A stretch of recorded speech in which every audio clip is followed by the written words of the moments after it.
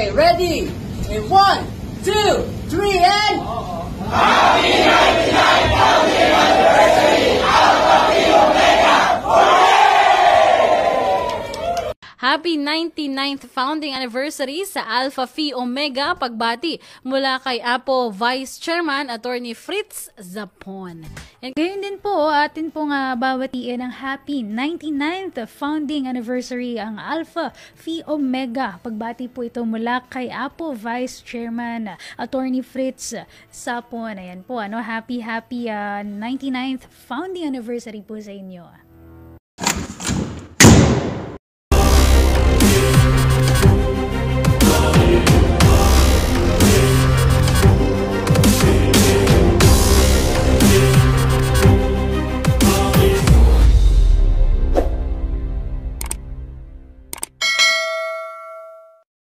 Magandang araw sa inyong lahat, mga kapatid sa Alpha Phi Omega. Today, we celebrate 99 years of leadership, friendship, and service. 99 years of forging bonds, building leaders, and making a difference in the lives of the communities we serve. Isipin natin yon. 99 years. We are standing at the threshold of a milestone that will never happen again in our lifetime. Our centennial anniversary. But before we get ahead of ourselves, I'd like us to take a moment to reflect. Paano tayo umabot dito? What made Alpha Phi Omega last this long? Standing strong and true to its principles across generations. It's the basics, mga kapatid. It's the core values we learned the moment we became a part of this organization. It is our commitment to each other, to our communities, and to living lives of integrity and purpose. Ito ang pundasyon ng lahat ng ginagawa natin. Mga kapatid, the titles we hold, whether it's Vice Chairman of the Board of Trustees, National Officer, or even a Resident Officer, these are all temporary. Sa totoo lang, pantay-pantay tayong lahat. I am just an ordinary Brad like all of you. These positions are not what define us. What defines us is how we live out the principles of Alpha Phi Omega. Let us be true to ourselves and to one another. My dear brothers and sisters, as we move forward to our centennial year, let's not forget to strengthen the bonds of brotherhood and friendship that brought us together. Let us raise the bar of leadership and service even higher. Huwag tayong makontento sa nakasanayan. Instead, let us continuously challenge ourselves to do better and be better for Alpha Phi Omega and for the communities that we serve. And as we approach this once-in-a-lifetime milestone, let that sink in. This is it. We will never see this moment again in our lifetime. So make it count. Let us come together to celebrate not just 100 years of Alpha Phi Omega, but 100 years of being part of something greater in ourselves. Sa bawat araw, bawat unos, sa ligaya, sa saya, kasama niyo po ako, nakabigkis sa puso niyo.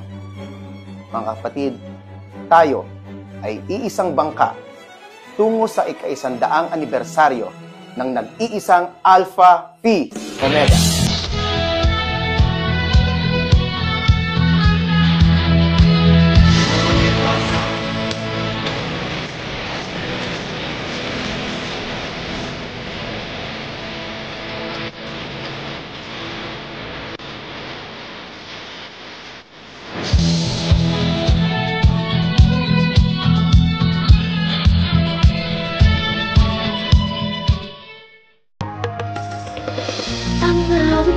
Ito ay galing sa puso ko.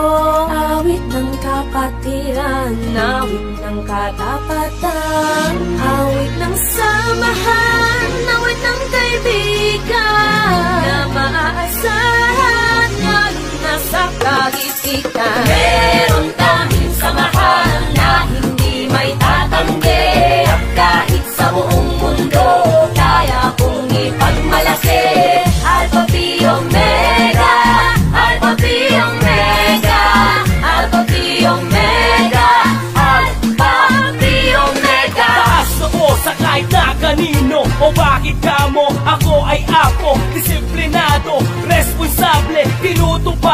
mga sinasabi, madiskarte at matatalino, agresibo, desidido at determinado, laging aktibo, laging alerto. Yan ang katangian ng tunay na apo. At ito ang motto ng mga apo, kasabay na rito ang tatlong prinsipyo na maging pinuno, maging kaibigan, makapaglingkod sa nangangailangan, kapag-ipakinabang, maayos at subos sa tao, sa bayan, at lalo na sa Diyos. Meron kaming samahan na hindi may tatanggi, at kahit sa buong mundo kaya kong ipagmalaki. Alpha Phi Omega, Alpha Phi Omega, Alpha Phi Omega, Alpha Phi Omega.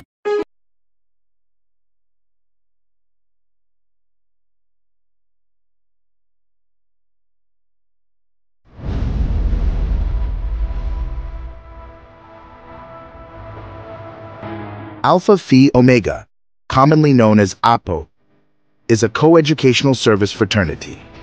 It is the largest collegiate fraternity in the United States, with chapters at over 350 campuses, an active membership of over 25,000 students, and over 500,000 alumni members.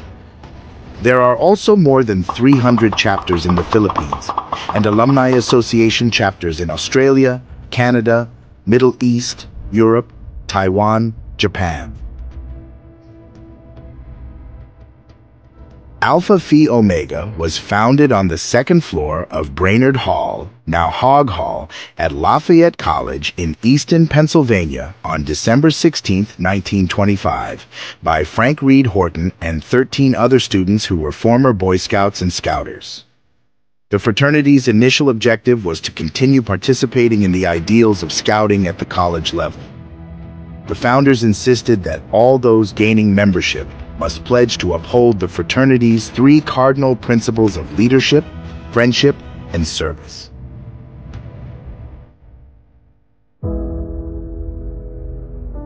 On March 2, 1950, at the Nicanor Reyes Hall, room 214, Far Eastern University, Manila, Philippines, the first organization of Alpha Phi Omega outside of the United States of America was established.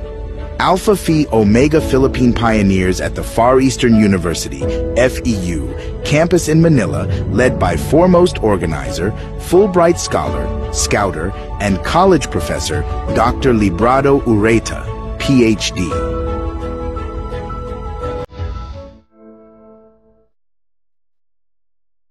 Alpha Phi Omega, Beta Chi chapter, was organized in 1971 by 3 former Bosconians, namely Brother Mauricio Rick Rosal, Brother Roberto Bobby Gonzalez, and Brother Antonio Tony Zeta from Beta chapter. Don Bosco Technical Institute was recognized as Beta Chi chapter and was inaugurated in June 20th, 1975. Here are some notable Alpha Phi Omega brothers and sisters, here and abroad.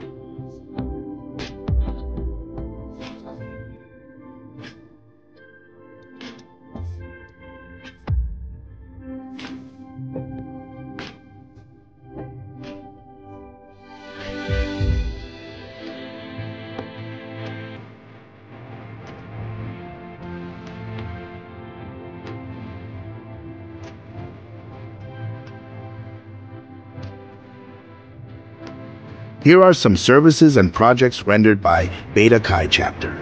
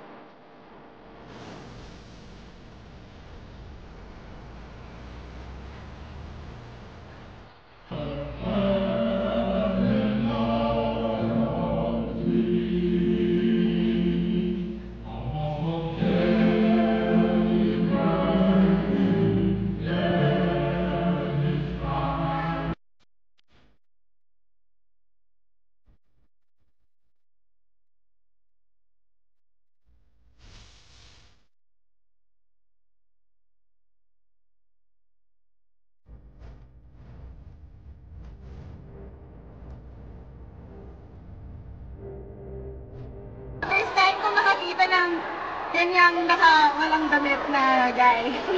Very shocked. Sobrang pagkaran mo kasi andun sila, dito kami sa dito mag-relation run, and sobrang overwhelming po talaga.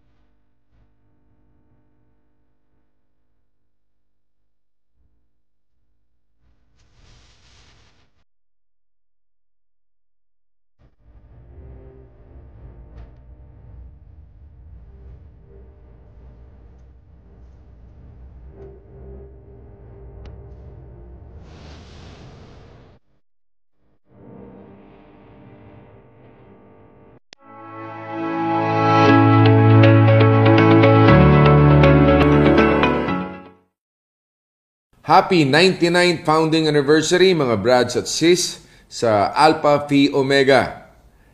Ikinararangal ko na makiisa sa pagdiriwang ng halos isang siglo ng matatag na pamumuno. Di matitibag na pagkakaibigan at di matatawarang serbisyo na nagbibigay inspirasyon sa napakaraming mga individual at komunidad. May we continue to embody the principles that unite us and inspire others to join us in our mission of selfless service. Dalangin ko ang lakas, pagkakaisa, at higit pang tagumpay para sa ating kapatiran. May we continue to touch more lives and communities as we remain steadfast in our commitment to building a better world, one act of service at a time. Here's to a century of making a difference and building a better world. Mabuhay ang Alpha Phi Omega. Mabuhay kayong lahat.